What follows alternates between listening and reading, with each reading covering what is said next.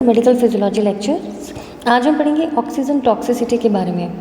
हमने पढ़ा था पहले ऑक्सीजन थेरेपी के बारे में, फिर हमने पढ़ा हाइपरबैरिक ऑक्सीजन थेरेपी के बारे में। आज हम पढ़ेंगे ऑक्सीजन टॉक्सिसिटी के बारे में। बहुत इम्पॉर्टेंट है, क्लिनिकल परसेप्शन से हर डॉक्टर को इस चीज़ की नॉलेज होनी चाहिए। तो ऑक्सीजन टॉक्सिसिटी क्या होता है?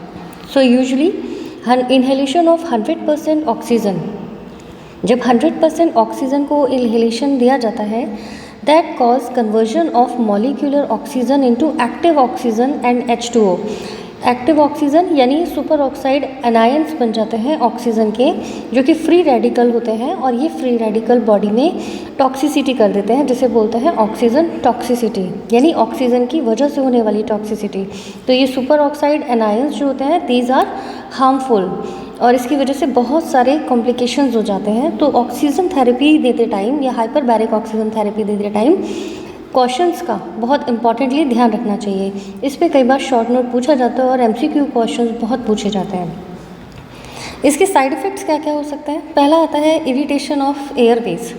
इरिटेशन ऑफ एयरवेज जैसे कि कोई नेजल कंजेशन आ जाए, सोर थ्रोट हो जाता है, सबस्टर्नल डिस्कम्फर्ट, चेस्ट में ऐसा लगता है डिस्कम्फर्ट हो गया, स्नीजिंग, छींकना, कफिंग, इवन ब्रोंको कॉन्स्ट्रिक्शन, यानी यहाँ तक कि ब्रोंको कॉन्स्ट्रिक्शन भी हो जाता है। और ये ब्रोंको कॉन्स्ट्रिक्शन की नौबत तब आती है जब 8 घंटे इन्हेलेशन कंटिन्यू दिया जाता है। सो यूजुअली इस तरीके की जो इरिटेशन है एयरवेज में, ये ऑक्सीजन टॉक्सिसिटी में देखने को मिलती है, और अगर ये इन्हेलेशन कंटिन्यू रहता है 8 घंटे से ज़्यादा, तो ब्रोंको कॉन्स्ट्रिक्शन की जो चांसेस हैं वो बढ़ जाते हैं। दूसरा कंडीशन आता है कि अगर ऑक्सीजन टॉक्सिसिटी हो जाती है तो कंडीशन आ जा सकती है ब्रोंको निमोनिया की, यानी when oxygen therapy is continue for more than 24 hours. अब 24 आवर्स से ज़्यादा अगर ऑक्सीजन थेरेपी दी जा रही है तो person may be suffer from bronchopneumonia. Bronchopneumonia होने की वजह से क्या होगा? लंग मैक्रोफेजेस जो है वो किल बैक्टीरिया बिकम्स डिमिनिश्ड। तो इस कंटिन्यूएशन अगर 24 आवर्स तक ऑक्सीजन थेरेपी का चलता रहता है तो ब्रोंको निमोनिया हो जाता है, जिसकी वजह से जो लंग मैक्रोफेजेस हैं वो डिमिनिश हो जाती हैं, इम्पेयर्ड वर्क करती हैं, और इसकी वजह से जो बैक्टीरिया को किल करने की क्षमता है लंग मैक्रोफेजेस की, वो ख़त्म होनी शुरू हो जाती है। इसके साथ ही डिक्रीज प्रोडक्शन ऑफ सर्फेक्टेंट जो कि सरफेस टेंशन को रिड्यूस करने का काम करता है, at the time of expiration lungs को कोलैप्स होने से बचाता है, तो उसकी भी प्रोडक्शन जो है वो कम होनी शुरू हो जाती है, क्योंकि कंटिन्यू ऑक्सीजन थेरेपी की वजह से फ्री रेडिकल्स बनते हैं ऑक्सीजन के। तो सुपर ऑक्साइड आयंस की वजह से टाइप 2 ट्यूमोसाइट्स जो होती हैं वो सर्फेक्टेंट का प्रोडक्शन जो है वो कम कर देती हैं। ठीक है। नेक्स्ट कॉम्प्लिकेशन, अगर ये न्यूबॉर्न में दिया जाता है, सपोज़ ये तो किसी कंडीशन में, जैसे कि कोई हाई एल्टीट्यूड पे हाइपोक्सिया की कंडीशन में, डिकम्प्रेशन सिकनेस, या कोई वुंड हीलिंग, या फिर कोई डायबिटिक पर्सन की वुंड हीलिंग के केस में अगर दिया जाता है तो ये कॉम्प्लिकेशन आती हैं। लेकिन अगर कभी न्यू बॉर्न को किसी वजह से ऑक्सीजन थेरेपी दी जाती है तो क्या होता है? Newborn infants are very sensitive to oxygen toxicity. तो इसकी वजह से क्या क्या चेंजेस आ जाते हैं, कॉम्प्लिकेशंस आती है। सबसे पहले रेटाइनोपैथी ऑफ प्रीमैच्योरिटी, क्योंकि बच्चा जो है न्यू बॉर्न है तो रेटाइनोपैथी होने का चांसेस होता है। रेटाइना जो इंटरनल लेयर ऑफ आई होती है, ठीक है, तो इंटरनल लेयर ऑफ आई सबसे ज़्यादा न्यूरॉन्स जो हैं वो इसी लेयर में पाए जाते हैं। तो इस कंडीशन में क्या कहते हैं, ऑक्सीजन टॉक्सिसिटी में रेटाइनोपैथी हो जाती है, यानी रेटाइना का डिस्ट्रक्शन होना शुरू हो जाता है। इसे रेट्रोलेंटल फाइब्रोप्लेजिया बोलते हैं। इस पर MCQ क्वेश्चन पूछा जाता है। और रेट्रोलेंटल फाइब्रोप्लेजिया पे अलग से आगे जब आप मेडिसिन पढ़ेंगे या पैथो में पढ़ेंगे तो आपको भी ये बताना पड़ेगा कि क्या क्या कैरेक्टराइजेशन होते हैं इस कंडीशन में। तो सबसे पहले क्या आता है? Retinal neovascularization and proliferation of fibrovascular tissue. तो टिश्यूज़ हैं जो वो फाइब्रस हो जाते हैं, एंड फॉर्म ओपेक रेट्रोलेंटल मास।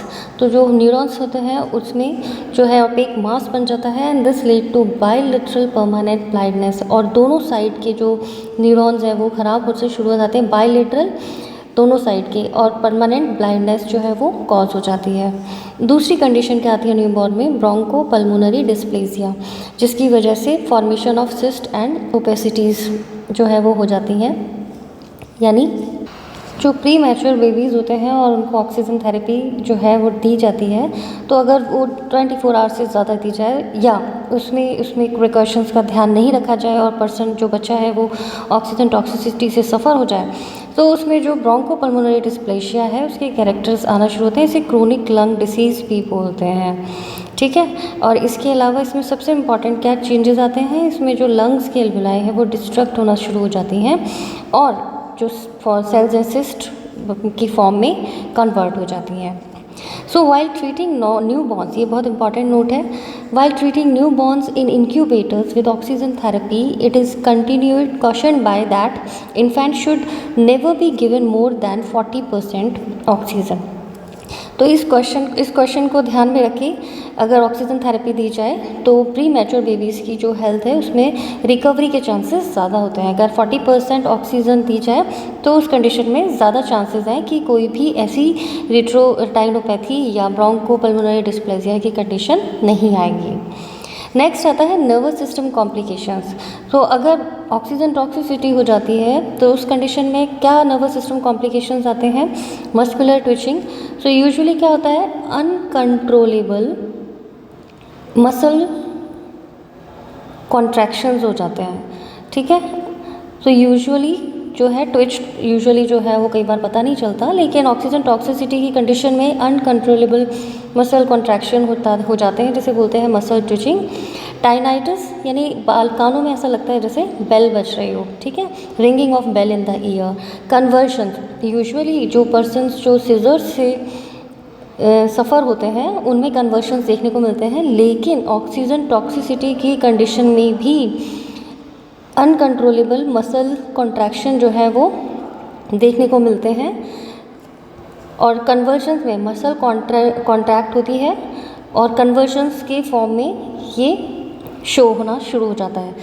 इससे भी ज़्यादा इम्पॉर्टेंट चीज़ कि अगर ये कंटिन्यू रहती है तो पर्सन कोमा में चला जाता है, इवन डेथ की कंडीशन भी आ जाती है। So this is all about oxygen toxicity. तो अगर ऑक्सीजन टॉक्सिसिटी पे शॉर्ट नोट आए या आपसे उससे रिलेटेड कॉम्प्लिकेशंस पूछे जाएं या क्या क्वेश्चन ध्यान में रखना चाहिए वो पूछा जाए, तो आई होप कि आप इस चैप्टर के थ्रू उससे बता पाएंगे। Hope you would like the lecture. Please like and subscribe my channel. Wish you all the best. मेरे नोट्स मेरे टेलीग्राम लिंक पे अवेलेबल हैं, लिंक को मैंने यूट्यूब चैनल पे डिस्प्ले किया हुआ है। Thank you, wish you all the best, good luck to you.